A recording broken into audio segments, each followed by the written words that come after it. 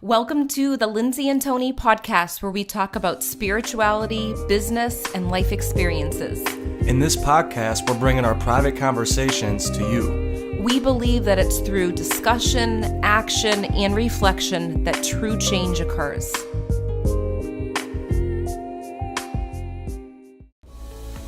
Hi guys, welcome to episode 33, 3 tips to develop your mediumship. In this episode, you will learn 3 main tips on developing your communication with those that have passed. We hope you enjoy the show. Hi guys, welcome back. Today we are talking all about developing your mediumship. So developing the skills of connecting with the other side, those that have passed.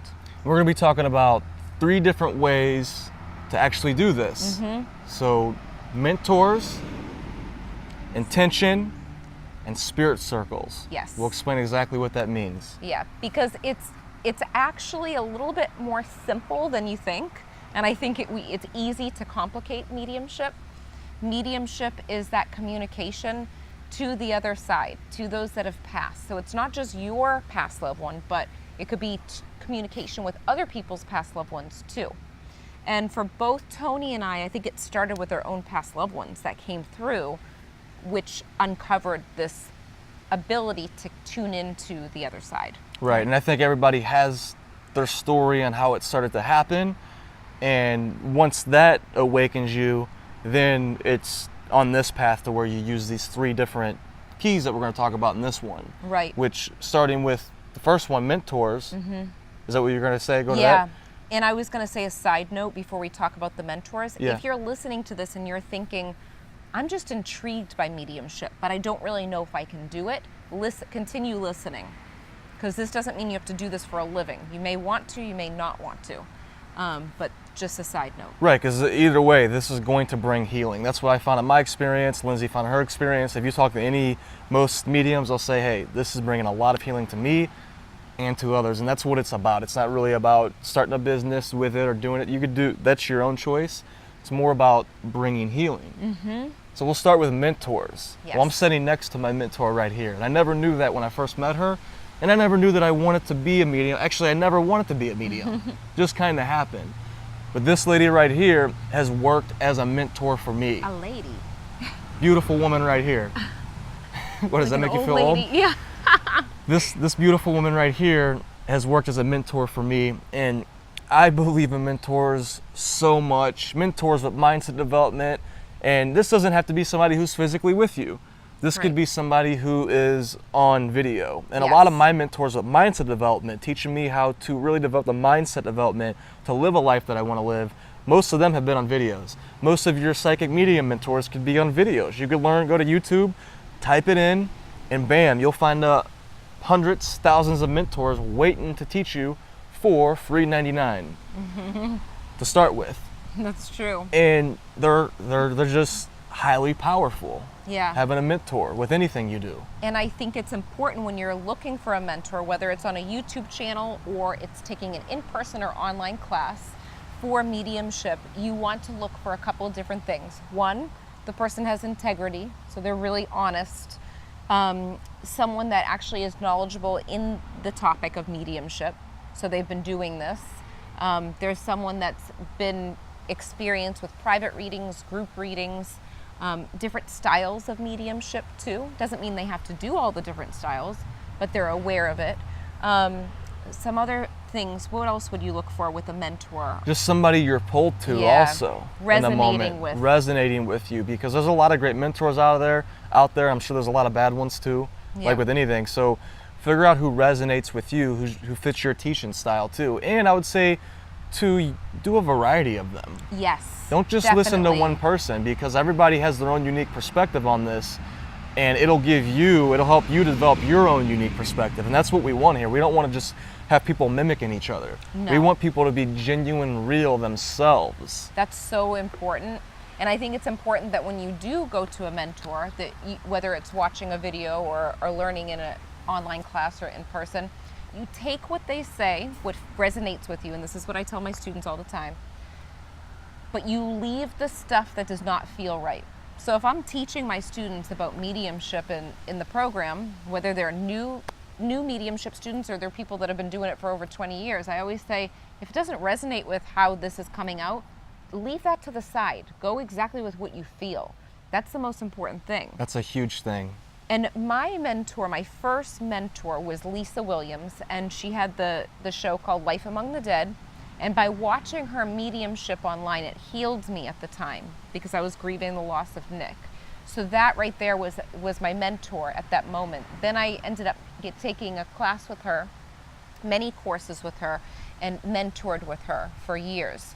So she was my mentor for a reason at that time in my mediumship, and I felt like it was exactly what I needed right then. And then there were moments where my mentors changed. I took classes, trance mediumship with Tony Stockwell, took different workshops with him. Then I went and did mentorships with Mavis Patilla.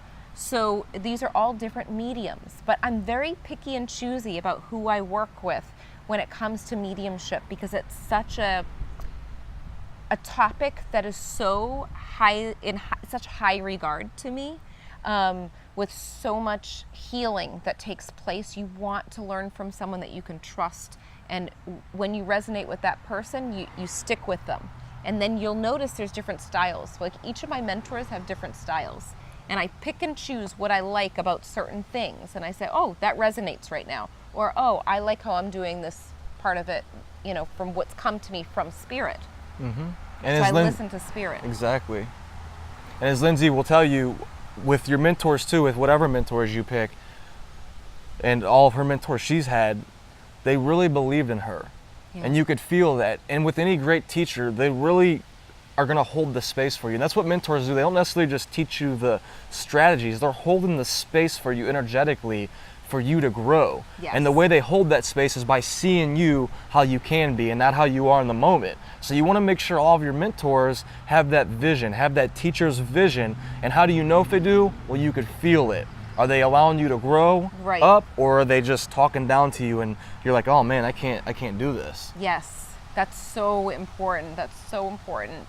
Follow that pull, because it's not going to guide you in the wrong way when you follow the pull. So should we go to our next one? Intention. This is powerful. This is with anything you do. Intention. So intention is all about getting a clear focus and vision on exactly what it is that you want. You're focusing your energy on one thing, and it's actually going to conspire to make it happen. So your intention with mediumship, I would say one of the first things is, your intention is you want to connect with the other side. You have to truly believe that, yes, this ability is something that I can tune into. It's another vibration away. I can do it. And that belief and that process of focusing in on that love and that focus will make everything happen faster. Exactly. It's like Lindsay said, it's only a frequency away. And that's what intention does. You're intending on tapping into that frequency. It's the same way as radio waves work, or television waves.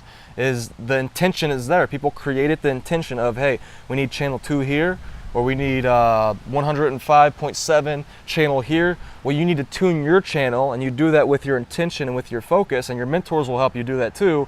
And then bam, you start to tune into that frequency, and then you're in that frequency, and it's cause and effect. Yes, exactly. And the intention behind when you're spending time to connect with spirit is important too. Are you open all day long, completely drained? Are you afraid of that feeling of, what if I don't have any self-control on this? What if I'm trying to sleep at night and I can't go to sleep?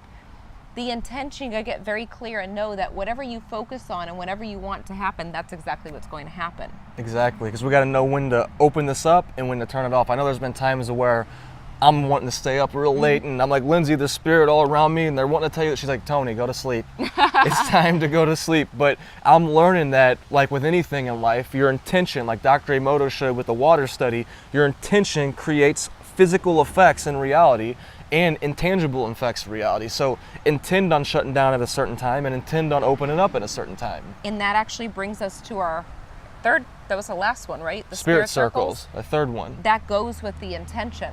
Because what Tony just said was spend time of when you're going to tune in.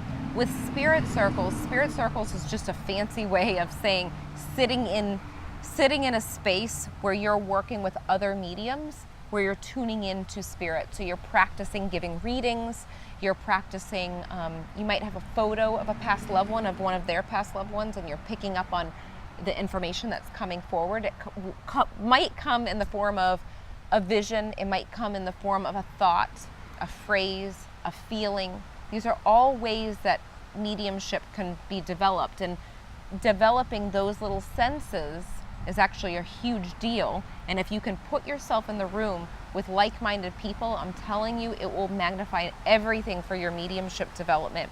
And it's important that you surround yourself with the right people in that group.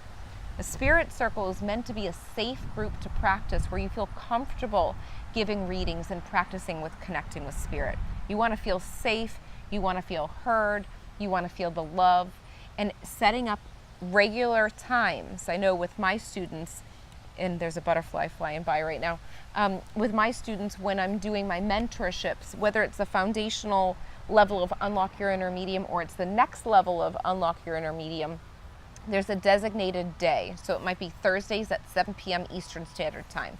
Or maybe for the other group, it's Tuesdays at 7 p.m. Eastern Standard Time. What I do is I pick the time, they come for the certain amount of weeks that the program is, and we sit in circle. And I guide them and lead them in connecting with those past loved ones. So it's important for you to pick a time, a location, and you stay consistent with it too. And that it is so valuable to have that safe space, because I feel like as highly empathic people, which psychic mediums are, you sense energy. If the space isn't safe, it's going to throw your whole mediumship off, especially if you're vulnerable. And when you're new in this, or say you're even a little, you've been doing this a year or whatever, you're still a little bit vulnerable. Yes. So I know at your retreat, I felt so safe there. Yeah. So I was able to like tune in, and I had the best results that I could really have because I felt safe. And I felt safe to like be wrong if I was wrong, because it's okay. Like sometimes this stuff comes in so quick, you might be a little off, so you got to fine tune that frequency. And I know me and you had our own little spirit circles in the car and at home, and it's really helped me develop my skills and tune in to the right frequency and understand when I was off. Wait, I was just in a different frequency, so I got to tune into the right frequency and to get in. I feel like spirit circles creates that safe space to allow you to actually do that. It does, and when two or more people get together for that same intention, that focus, everything magnifies. And there are studies that show that if you're in the room with someone else and your brain is with that other person, you can actually expand your thinking and you can receive messages. So it's almost like the points of references with mediumship. If one person's giving a reading and they're in England, or I should use the example of Australia because I lived there for a semester, so I know some of the words, and they get information that comes through and they're like, this is weird, I've never heard this word before, but the word dodgy is coming up. That's an Australian term for like shady. That gives you points of references, spirit from the other side's from Australia and you're getting that word. And the person that's receiving the reading too is from Australia. It's just adding to your little library for spirit dictionary. And I call it the spirit dictionary. It's almost like that spirit communication, so it opens you up even more. And that's part of mediumship development, to have more experiences with more people, to give you the practice and stay consistent. And these are just a few ideas, but there's so much more that we can go on about.